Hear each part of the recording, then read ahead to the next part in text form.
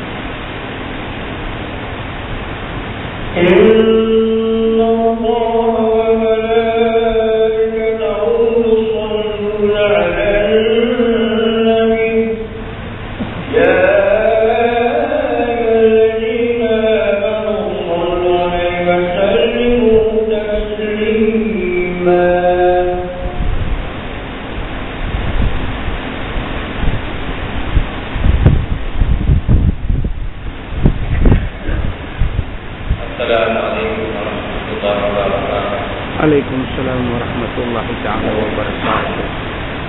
Allahu Akbar, Allahu Akbar, Allahu Akbar, Allahu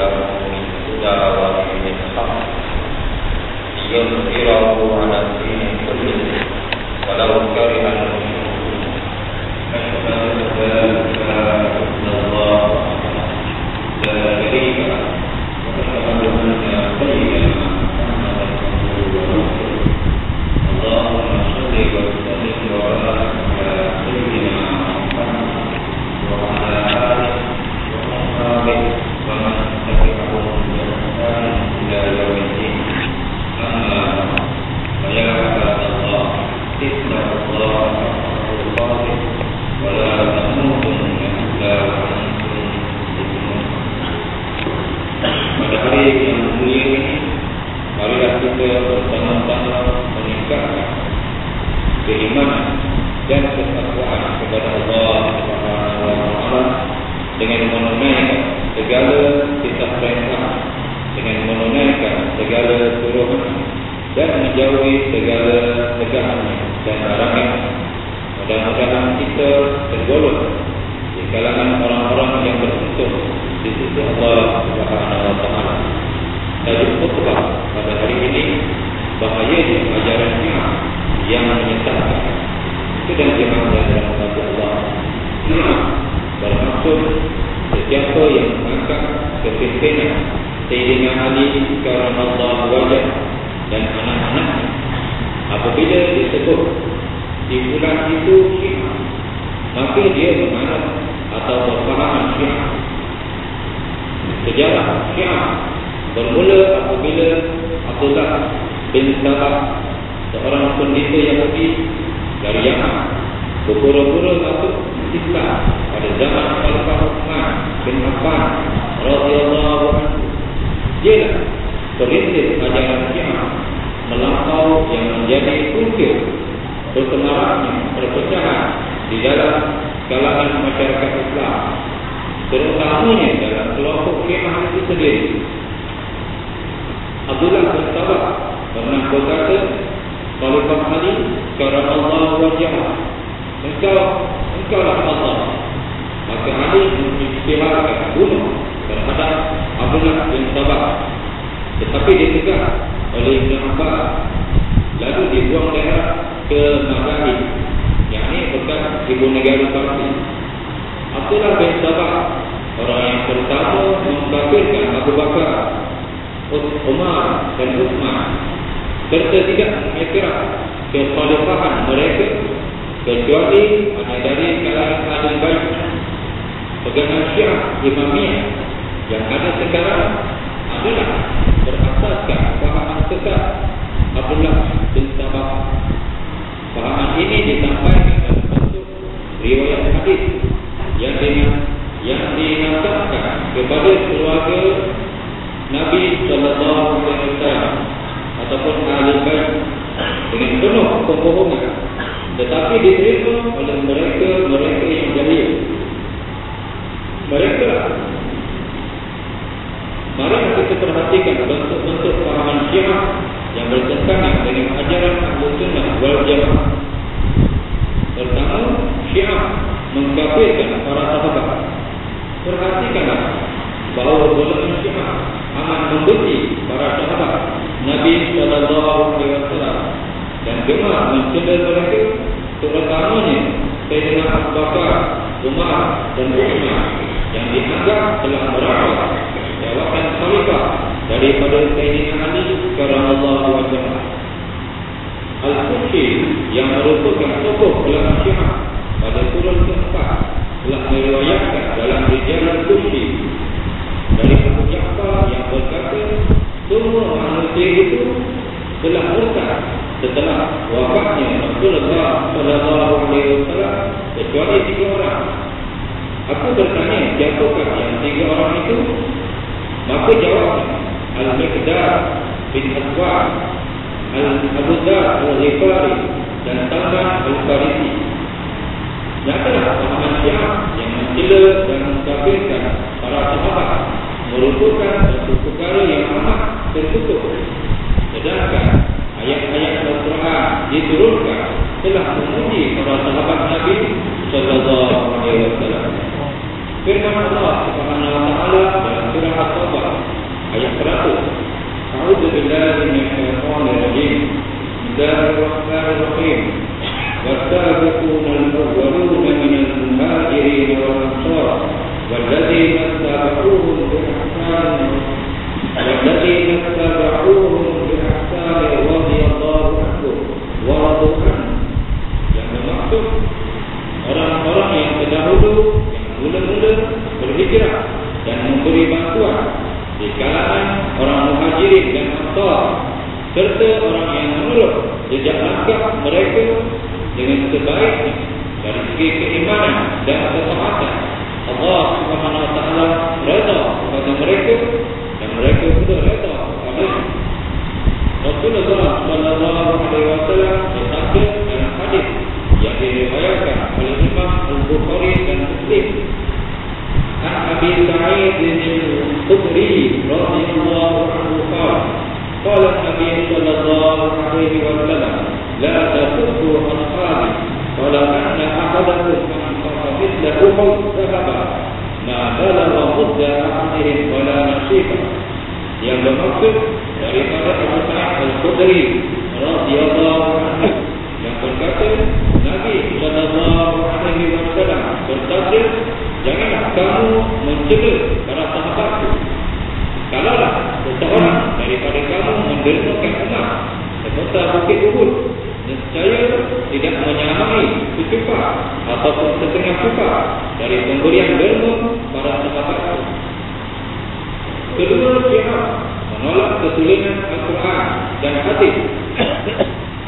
Pegangan Ahlus Sunnah wal Jamaah seperti yang diriwayatkan oleh Imam Al-Bukhari dan Muslim.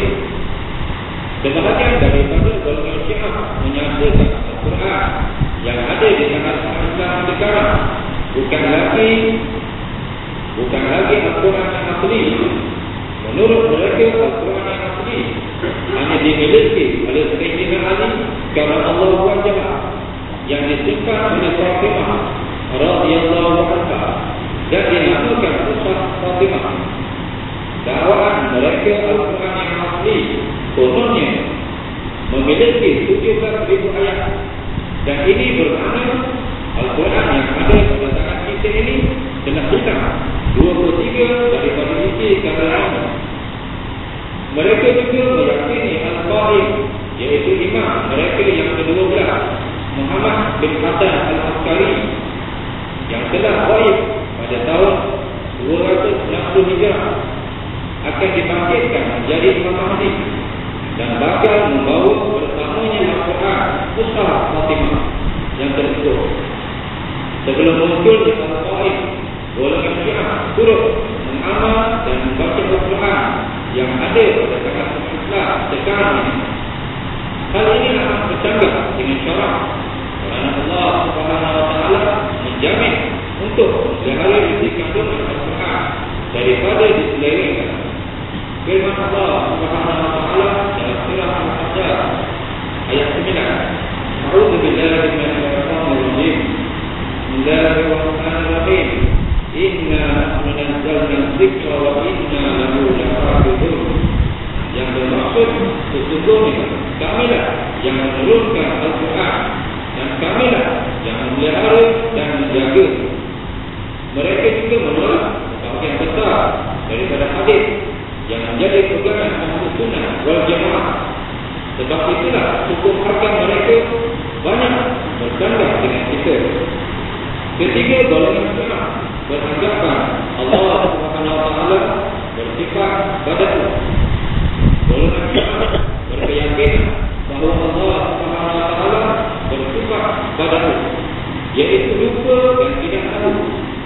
Lihatlah bagaimana pemahaman Syiah telah mencemarkan sifat Allah Subhanahu wa taala yang amat tinggi lagi maha sempurna dari segala bentuk ketidaksempurnaan.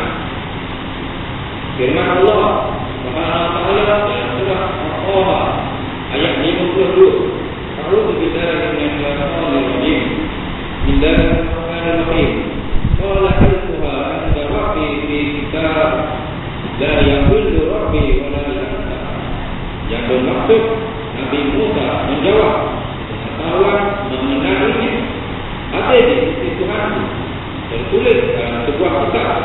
Tuhanmu tidak pernah keliru dan dia juga tidak pernah lupa. Firman Allah Subhanahu wa taala dalam surah Al-Falaq ayat 12. A'udzu billahi minasyaitonir rajim. Bismillahirrahmanirrahim. Allahu alladzi khalaqa sab'a samawati wa min al-ardi mithlahun yatanazzalu al-amru bainahum lita'lamu anna Allaha 'ala kulli shay'in qadir wa anna Allaha qad ahata bi kulli shay'in 'ilma.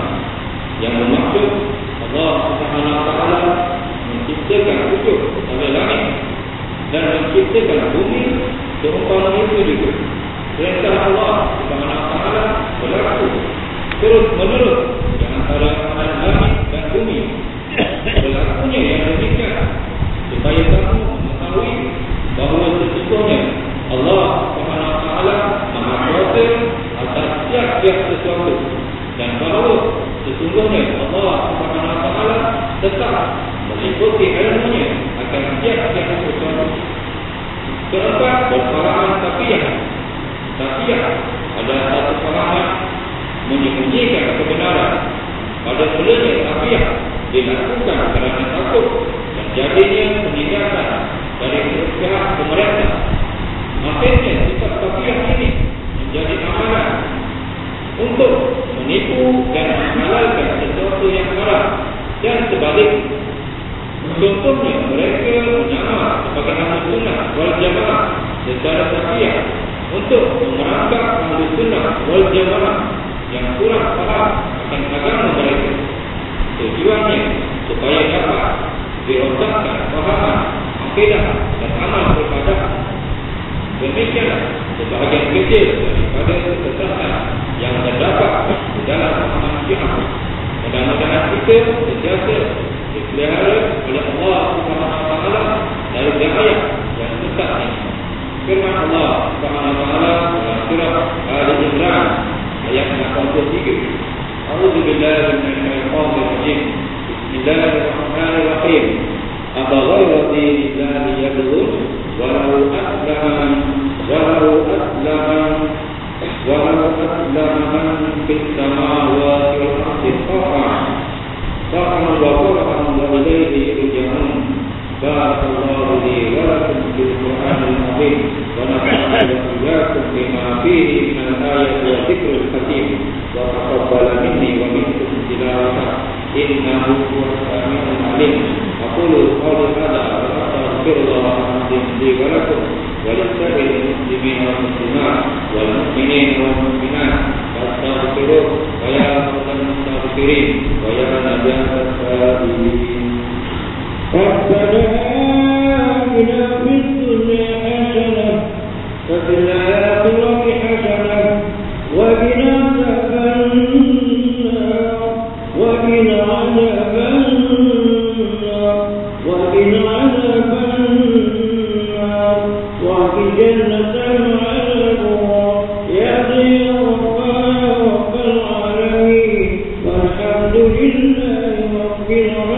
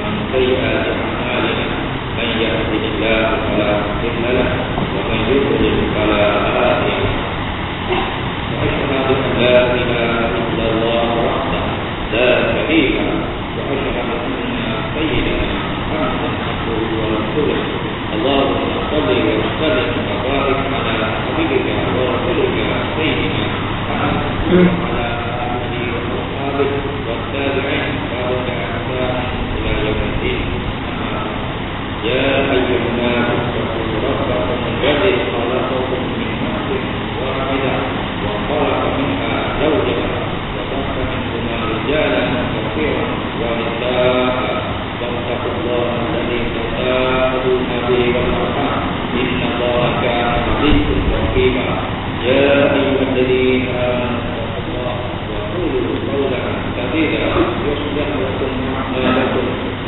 ويغفر لكم ذنوبكم ومن يطع الله ورسوله فقد فاز فوزا عظيما. يا أيها الذين آمنوا اتقوا الله حق تقاته ولا تموتن إلا وأنتم مسلمون. Tidak dimaksud oleh Allah. Marilah kita bersama-sama meningkatkan ketakwaan kepada Allah Subhanahu dengan melaksanakan segala perintah dan menjauhi segala larangannya. Mudah-mudahan kita beroleh keampunannya di dunia dan di akhirat. Sedang dimaksud oleh Allah. Kita sekarang berada pada bulan Rabiul Awal, pada bulan keputraan Rasulullah Sallallahu Alaihi Wasallam. Marilah kita bersama-sama mengasihi baginda Rasulullah Sallallahu Alaihi Wasallam dengan menghayati sunnah baginda seperti akhlak mulia, bercakap benar, amanah, mengasihi orang-orang tua dan miskin, kanak-kanak, anak-anak yatim dan fakir miskin. Baginda Rasulullah Sallallahu Alaihi Wasallam sendiri sengaja mendirikan solat fardu secara berjamaah dan sedekah dan berjihad fi sabilillah. Sebagai tanda mengakhiri Rasulullah Sallallahu Alaihi Wasallam, hendaklah kita memperbanyakkan selawat dan mengamalkan sunnah-sunnah baginda Rasulullah Sallallahu Alaihi Wasallam. Luangkanlah masa untuk menghadiri majlis satukan maulid Rasul yang dihadirkan. Sabda Rasulullah Sallallahu Alaihi Wasallam hadis yang diriwayatkan oleh Imam At-Tirmizi an Abdullah bin Mas'ud anna Rasulullah Sallallahu Alaihi Wasallam qala awlan nas bi yaum al-qiyamah akhirul alayya salat. Yang bermaksud daripada Abdullah bin Mas'ud bahawa Rasulullah Sallallahu Alaihi Wasallam bersabda, orang yang paling dekat denganku pada hari kiamat nanti adalah orang-orang yang paling banyak berselawat kepadaku. Allahumma shalli wa sallim ala abdika wa rasulika sayyidina Muhammad al-Muhammad al-alamin wa radallahu anhu rasul al-karim sadatina Abu Bakar wa Umar wa Uthman wa Ali wa tabi'in wa man tabi'ahum bi ihsan ila yaumiddin wa radalna bi rahmatika ya arhamar rahimin. Allahumma ighfir lil muslimina wal muslimat wal mu'minina wal mu'minat al-ahya'i minhum wal amwat innaka sami'un qaribun mujibud da'wat wa qadil hajat bi rahmatika ya arhamar rahimin. Allahumma ighfir lil muslimin wa adil syirka wal musyrikin wa damir a'da'id. Allahumma salli ala muhammadin fi kulli makan wa fi kulli ardh ya rabbal alamin wa rahmatul islam ala alamin.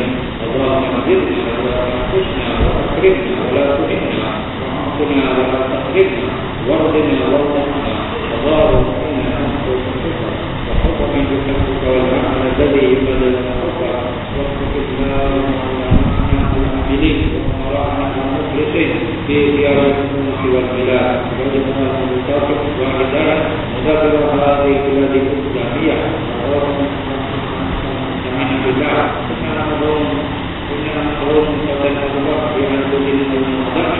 وكذلك آل ولد ثم حدثنا تسبح الله